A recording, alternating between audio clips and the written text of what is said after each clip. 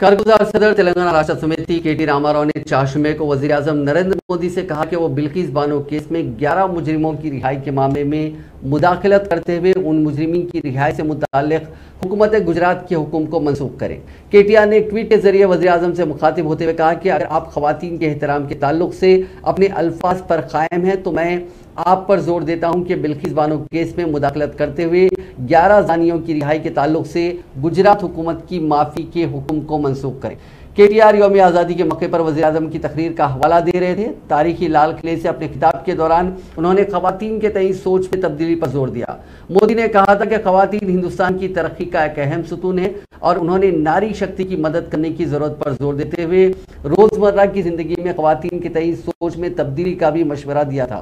KTR ने एक और ट्वीट करते हुए वज़ीर आज़म पर जोर दिया कि वो इंडियन पैनल कोड यानी आईपीसी